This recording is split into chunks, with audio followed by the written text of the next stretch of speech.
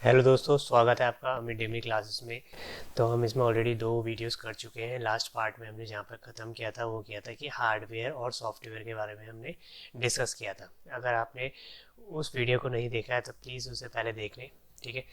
तो अब यहाँ पर हम कुछ क्वेश्चंस को डिस्कस करने वाले हैं जो एग्ज़ाम में बहुत बार पूछे जाते हैं। ठीक है। What are essential hardware components of a computer system. ठीक है। कौन कौन से ऐसे एसेंशियल हार्डवेयर कंपोनेंट्स हैं। ठीक है। किसी भी कंप्यूटर सिस्टम में बहुत सारे हार्डवेयर कंपोनेंट्स हो सकते हैं, बहुत सारे। ठीक है। लेकिन एसेंशियल वर्ड यहाँ पर क्यों उपयोग किया गया है, क्योंकि एसेंशियल का मतलब है उन चीज़ों के बिना कंप्यूटर सिस्टम नहीं चलाया जा सकता है। ठीक है। तो इसलिए एसेंशियल हार्डवेयर कंपोनेंट्स के बारे में बात करनी है, बताना है। ठीक है। तो पहला है कौन सा hardware, RAM, random access memory. ठीक है। रैंडम एक्सेस मेमोरी हार्डवेयर क्या होता है, कोई भी वस्तु, कोई भी चीज़ जो हार्ड हो यानी जिसको हम टच कर सके उसको हार्डवेयर बोलते हैं। ठीक है। रैम है सबसे पहले रैंडम एक्सेस मेमोरी। तो इसका फर्स्ट पॉइंट क्या कहता है, RAM is the main memory of a computer system. ठीक है। उससे पहले हम ये देखते हैं कि रैंडम का यहाँ पे क्या मतलब है, इसका नाम रैंडम क्यों रखा गया है। ठीक है। रैंडम का मतलब होता है कोई चीज़ जो ऑलरेडी डिसाइड नहीं है। ठीक है। बहुत सारी चीज़ों में से कोई एक चीज़ सेलेक्ट कर लेना, उसको हम रैंडम कह देते हैं। ठीक है। तो फर्स्ट पॉइंट कह रहा है RAM is the main memory of a computer system. Main memory है रैम। रैम क्या है, किसी भी कंप्यूटर सिस्टम की मेन मेमोरी है। मेन मेमोरी क्यों कहा जाता है ऐसे, क्योंकि यह प्रोसेसर के सबसे पास है। प्रोसेसर मतलब जो सीपीयू है। सीपीयू का जो ओवरऑल आइडिया हम लगा लेते हैं, पूरा का पूरा जो बॉक्स होता है उसको हम सीपीयू कह देते हैं, लेकिन सीपीयू का मेन मतलब जो होता है वो होता है प्रोसेसर से। ठीक है। प्रोसेसर से सीपीयू का मतलब होता है। तो RAM is the main memory of a computer system. Main क्यों कहा जाता है इसे, क्योंकि यह प्रोसेसर के सबसे नज़दीक होती है। जो भी चीज़ प्रोसेस करने के लिए, यानी कि जो भी चीज़ के ऊपर प्रोसेस किया जा रहा है वो प्रोसेसर कहाँ से उठाता है, रैम के अंदर। यानी हर चीज़ पहले रैम के अंदर आती है, फिर वो प्रोसेसर के पास जाती है। ठीक है। प्रोसेसर जो है आप सब कुछ कैलकुलेशन करके पहले रैम के पास देता है, फिर रैम से आगे ट्रांसफ़र होती है। यानी कि इसलिए इसको मेन मेमोरी कहा गया, यानी कि पूरी की पूरी कमांड जो है रैम के पास है। ठीक है। इसलिए इसको मेन मेमोरी कहा गया है। सेकंड पॉइंट क्या कह रहा है, it stores data for the short term duration. ठीक है। ये डेटा कब तक के लिए स्टोर करता है, शॉर्ट टर्म ड्यूरेशन। यानी कि ये ऐसा नहीं है कि आपके पेन ड्राइव की तरह कि आपने पेन ड्राइव में डाला डेटा, फिर उसको निकाल लिया तो आपकी डेटा स्टोर रहेगा, ऐसा नहीं होता रैम में। ठीक है। रैम में क्या होता है कि जब आपका डेटा प्रोसेस हो रहा है, ठीक है, मान लीजिए आपको बहुत सारे नंबर्स की मल्टीप्लाई कर रहे हैं, तो रैम का क्या काम होगा, आप रैम जो है दो दो करके या जो भी उसकी कैपेसिटी है, जितनी भी मान लीजिए उसकी कैपेसिटी 2 नंबर की है तो 2 नंबर कोई से उठा लेगा। ठीक है। फिर वो आगे प्रोसेसर को ट्रांसफ़र कर देगा। तो रैम क्या है, हर समय भरी हुई नहीं रहती, वो तब तक भरी हुई रहती है जब तक वो प्रोसेस, यानी कि जब तक वो ऑपरेशन चल रहा है, चाहे वो कुछ कई किसी भी तरीके का ऑपरेशन हो सकता है। वो हम यहाँ पर मल्टीप्लिकेशन का एग्जांपल ले रहे हैं, यानी कि जब तक उन नंबरों की मल्टीप्लिकेशन चल रही है तब तक रैम हमारी बिजी रहेगी। ठीक है। यानी कि शॉर्ट टर्म के लिए।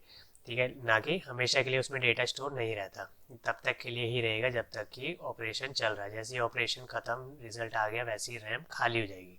ठीक है। थर्ड पॉइंट क्या कह रहा है, RAM is a volatile memory. ये सेकंड पॉइंट से ही जुड़ा हुआ है। तो वॉलेटाइल का मतलब होता है जो लॉन्ग टर्म के लिए भरी हुई ना रहे। वॉलेटाइल का मतलब है कि अगर आप काम कर रहे हैं तो अगर आपका जैसे ही काम खत्म हुआ वो क्या है, रैम क्या है, खाली हो जाएगी। दूसरा एग्जांपल इससे आप समझते हैं कि अगर आप काम कर रहे हैं और अचानक आपने डेटा सेव नहीं करा, अचानक से लाइट चली जाती है तो रैम पूरी की पूरी खाली हो जाएगी, डेटा आपका उड़ जाएगा अगर आपने डेटा सेव नहीं किया हुआ है। ठीक है। तो क्योंकि डेटा अभी रैम के अंदर है, प्रोसेस हो रहा है आगे जाके, तो आपने अगर डेटा सेव नहीं किया है तो इस रैम को वॉलेटाइल मेमोरी इसीलिए कहा जाता है, क्योंकि ये क्या है, शॉर्ट टर्म है। शॉर्ट टर्म के लिए डेटा इसमें स्टोर होता है, ना कि हमेशा के लिए। ठीक है। थर्ड क्या कह रहा है, it is directly connected to the processor. ये रीज़न हम बात कर चुके हैं कि रैम को मेन मेमोरी क्यों कहा जाता है, क्योंकि जो है ये प्रोसेसर के सबसे नज़दीक होती है। जो भी प्रोसेसर को कैलकुलेशन के लिए डेटा चाहिए होता है वो कौन ट्रांसफ़र करता है, रैम ट्रांसफ़र करता है। और रैम कहाँ से लेता है, अदर सेकेंडरी डिवाइसेस से लेता है। ठीक है। तो रैम को मेन मेमोरी या फर्स्ट मेमोरी भी कहा जाता है। फोर्थ पॉइंट क्या कह रहा है, it is very fast as compared to secondary memory. यानी कि अगर हम अदर डिवाइसेस की बात करें, अदर स्टोरेज डिवाइसेस की बात करें, जैसे हार्ड डिस्क हो गया, पेन ड्राइव हो गया, फ्लॉपी डिस्क हो गया, ये सारे क्या है हमारे हार्डवेयर डिवाइसेस है ये भी। लेकिन ये कैसे है, सेकेंडरी मेमोरी, ठीक है, सेकेंडरी मेमोरी इन्हें कहा जाता है, क्योंकि मेन मेमोरी क्या है, रैम है। बाकी की जो भी चीज़ें हैं वो क्या है, सेकेंडरी। ठीक है, इट इज़ वेरी फास्ट, यानी कि जो रैम है वो बहुत ज़्यादा फास्ट होती है as compare to other secondary devices. ठीक है, बाकी जो प्राइमरी मेमोरी इसको कहा जाता है, मेन मेमोरी इसको कहा जाता है, रैम को। और ये सेकेंडरी मेमोरीज की तुलना में बहुत फास्ट होती है। क्यों होती है, मैं बात कर चुका हूँ, क्योंकि ये प्रोसेसर के सबसे नज़दीक होती है, तो इसलिए प्रोसेसर तुरंत इसमें से डेटा उठा सकता है। फिफ्थ पॉइंट क्या कह रहा है, एनी प्रोग्राम और application run by the user is firstly loads into the main memory then it transfer to processor. वही बात है जो हम ऑलरेडी बात कर चुके हैं कि कोई भी प्रोग्राम है, मान लीजिए आपके पेन ड्राइव या हार्ड डिस्क में कोई मूवी पड़ी हुई है, ठीक है, आपके मूवी पड़ी है, कोई गेम है, अगर आप उस मूवी को देखते हैं तो वो छोटे छोटे पार्ट्स में, छोटे छोटे पैकेट में पहले रैम के अंदर जाएगी, फिर रैम से प्रोसेसर के अंदर जाएगी, ऐसे ऐसे जाएगी। तो एनी प्रोग्राम, कोई भी प्रोग्राम हो सकता है, मूवी हो सकती है, आप वर्ड प्रोग्राम कर रहे हैं, कोई पेंट प्रोग्राम कर रहे हैं, तो सबसे पहले वो प्रोग्राम किस में लोड होगा, रैम के अंदर लोड होगा। ठीक है, फिर उसके बाद यानी रैम के अंदर लोड होगा मतलब मेन मेमोरी में लोड होगा, प्राइमरी मेमोरी में, उसके बाद वो प्रोसेसर को ट्रांसफ़र होगा। ठीक है, तो ये था रैम के बारे में। अभी हम इसको और कंटिन्यू कर रहे हैं। तो यहाँ पर आप देख सकते हैं रैम दिखती कैसे है, रैम इस तरीके से दिखाई देती है, जो उसका फ्रंट एंड बैक है। ठीक है, नीचे ये इस वाली पिक में ये सीपीयू यानी कि कैबिनेट जिसे हम बोलते हैं, उसके अंदर का व्यू है कि रैम कैसे उसमें इंस्टॉल होती है। तो ये रैम है, यहाँ पर 5 रैम इंस्टॉल हो रखी है, आप देख सकते हैं 3, 4 और ये 5वीं। तो यहाँ पे आपके कंप्यूटर सिस्टम जो आपने खोल के देखा हो कभी या देखोगे तो उसके अंदर स्लॉट बने हुए होते हैं। ठीक है, स्लॉट मतलब जहाँ पर ऐसी खाली जगह जहाँ पर रैम लग सकती है। ठीक है, तो रैम जो है 3 से 4 या 5 स्लॉट होते हैं हर किसी कंप्यूटर में। ठीक है, तो आप उसको बढ़वा भी सकते हैं, कम करवा सकते हैं। तो यहाँ पे बेसिकली जो उसकी कैपेसिटी 2 GB है, यानी कि जो पुराने कंप्यूटर्स होते थे, यानी कि पुराने कंप्यूटर होते थे उसमें बेसिकली 2 GB के अराउंड रैम होती थी, लेकिन आज जो है मिनिमम 4 GB तो हर किसी में अवेलेबल है। ठीक है, तो रैम की कैपेसिटी का ज़्यादा होना भी ज़रूरी है अगर आप चाहते हैं कि आपका कंप्यूटर फास्ट काम करे। ये प्रोसेसर की स्पीड पर भी डिपेंड करता है, लेकिन रैम की कैपेसिटी का होना भी बहुत ज़रूरी है। ठीक है, अगर आप की कंप्यूटर की कैपेसिटी को बढ़ाना चाहते हैं ओवरऑल। ठीक है, तो यहाँ पर हमने रैम के बारे में देखा। ठीक है, रोम है नेक्स्ट हार्डवेयर, इसके बारे में देखते हैं।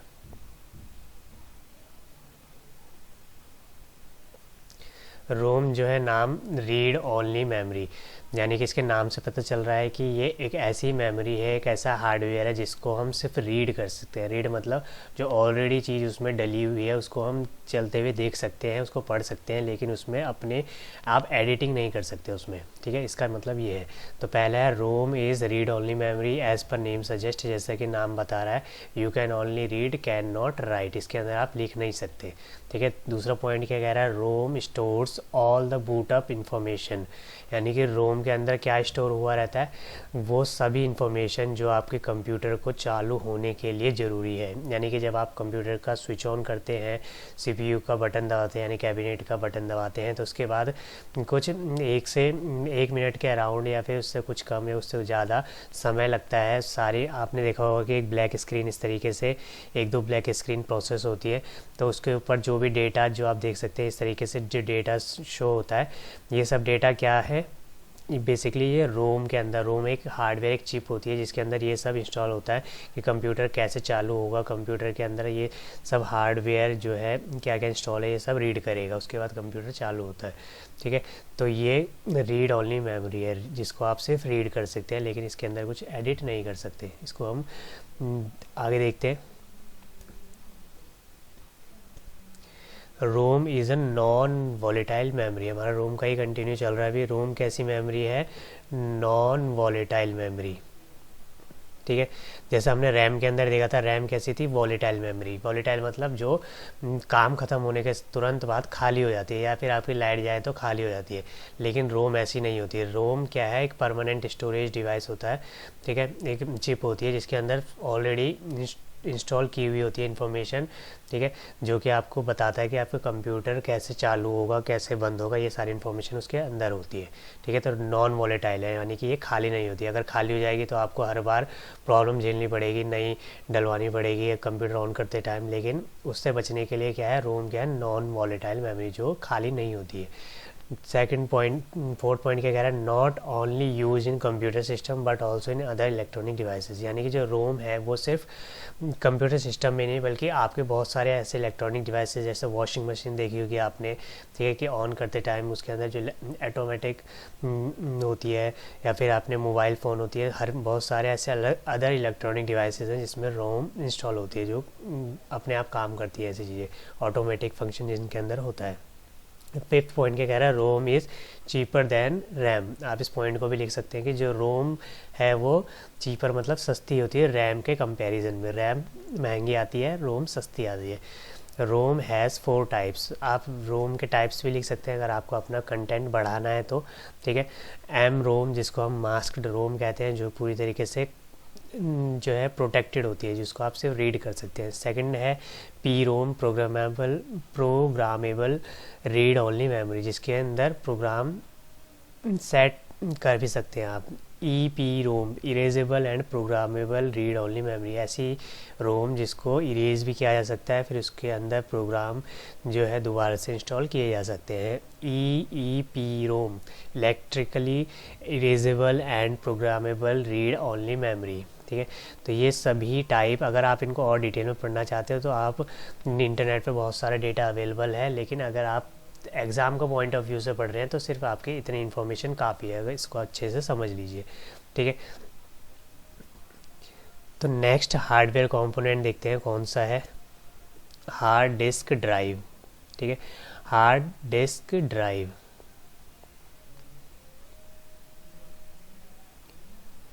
हार्ड डिस्क ड्राइव क्या है, first point, it is called secondary memory storage device, यानी कि इसको कैसा सेकेंडरी स्टोरेज डिवाइस भी कहा जाता है या सेकेंडरी मेमोरी स्टोरेज डिवाइस कहा जाता है। सेकंड क्या है, it is non volatile, non volatile होती है, यानी कि ये अगर आपने अपना डेटा सेव कर लिया है तो इसके बाद आपका डेटा गायब इसमें से नहीं होगा। आपने देखा होगा हार्ड डिस्क यानी कि पेन ड्राइव, हार्ड डिस्क और पेन ड्राइव सेकेंडरी स्टोरेज। तो पेन ड्राइव की मदद से आप समझ सकते हैं इसको कि अगर आपने पेन ड्राइव में कोई मूवी डाल के रखी है, कोई डेटा डाल के रखा है, अगर आप उसको कंप्यूटर से निकाल भी लेते हैं और कुछ देर बाद लगाएंगे भी तो, या 1-2 दिन बाद लगाएंगे, जब आपका मन करे, तो डेटा उसी के अंदर रहता है। उस चीज़ को क्या बोलते हैं, नॉन वॉलेटाइल, यानी कि वो डेटा उड़ता नहीं है, ठीक है। हार्ड डिस्क भी वैसी ही है। हार्ड डिस्क, ठीक है, the operating system is installed into the hard disk which is an essential software to run a computer system, यानी कि हार्डवेयर के अंदर, हार्ड डिस्क के अंदर क्या इंस्टॉल होता है, आपका जो है ऑपरेटिंग सिस्टम। ऑपरेटिंग सिस्टम के बारे में हम आगे पढ़ेंगे, बहुत ही इंपॉर्टेंट टॉपिक है, ठीक है। तो ऑपरेटिंग सिस्टम इंस्टॉल होता है जो कि किसी भी सॉफ्टवेयर को रन करने के लिए बहुत ज़्यादा ज़रूरी होता है। फोर्थ पॉइंट क्या कह रहा है, all the programs are install into the hard disk, यानी कि जो भी आपके सॉफ्टवेयर्स वगैरह हैं वो सभी किस में इंस्टॉल होते हैं, वो हार्ड डिस्क के अंदर, ठीक है। हार्ड डिस्क, अगर आप अपना कैबिनेट यानी CPU पूरा बॉक्स जो होता है वो खोल के देखेंगे तो आपको एक बड़ी सी चिप मिलती है, वो अभी हम देखेंगे आगे पिक्चर। फिफ्थ पॉइंट क्या कह रहा है, hard disk drive installed inside the system is called internal hard drive, यानी कि हार्ड डिस्क जो है इंटरनल भी हो सकती है एक्सटर्नल भी हो सकती है। जो बेसिकली ऑलरेडी फिक्स्ड होती है कंप्यूटर के अंदर उसको हम इंटरनल बोलते हैं, ठीक है।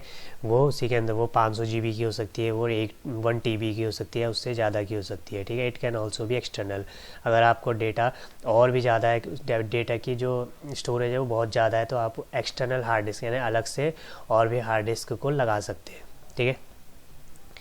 तो आगे देखते हैं हार्ड डिस्क कैसे दिखती है। ये आपकी हार्ड डिस्क की फिगर है, यहाँ पर आप देख सकते हैं कि हार्ड डिस्क कैसे दिख रही है। ये बेसिकली एक बड़ी सी चिप हो सकती है, या फिर आप इसका आउटर कवर देख रहे हैं, या ऊपर वाली पिक में, ये ऊपर वाली पिक में इसका आउटर कवर है। इसके अंदर ऐसा कुछ होता है प्लेट टाइप की, इसके जो बहुत सारी प्लेट्स होती है जिसमें कि डेटा स्टोर होता है, ठीक है। ये बेसिकली हार्ड डिस्क ऐसी दिखती है, ओके।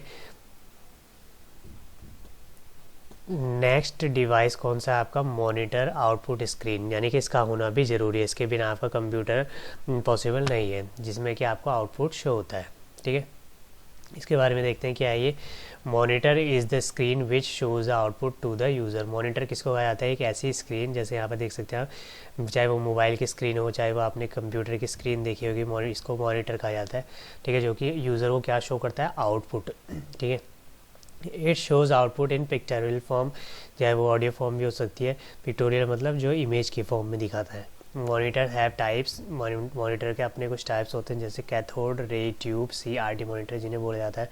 आपने देखा होगा कि पुराने टाइम में बड़े बड़े ऐसे कंप्यूटर चलते थे जिनके बैक जो ज़्यादा निकली हुई होती थी, कूवर्ड टाइप का निकला हुआ होता था पीछे से, ठीक है। उस तरह के टीवी भी होते थे जो स्लिम नहीं होते थे बेसिकली, तो उसको CRT का मॉनिटर्स बोला जाता है, ठीक है। कैथोड रे ट्यूब, अब ये बहुत ही कम दिखाई देते हैं गवर्नमेंट ऑफिस में, अभी भी देख सकते हैं आप ऐसे, लेकिन अब इनका उपयोग बहुत कम हो गया है। LED हो सकता है, वो फ्लैट पैनल हो सकता है, ठीक है, यानी कि बहुत ही स्लिम टाइप में। तो ये है मॉनिटर की, जिसको ये भी एसेंशियल हार्डवेयर के अंदर आता है, ठीक है, इसके बिना काम नहीं चल सकता। फिर अगला क्या है? कीबोर्ड है। इसके बारे में हम ऑलरेडी डिस्कस भी कर चुके हैं पिछली वीडियो में। कीबोर्ड होता है, ठीक है, कीबोर्ड भी एक ज़रूरी हार्डवेयर है। कीबोर्ड क्यों है? कीबोर्ड इनपुट देने के लिए, इनपुट मतलब यूज़र के द्वारा इंफॉर्मेशन को एंटर करने के लिए होता है, ठीक है।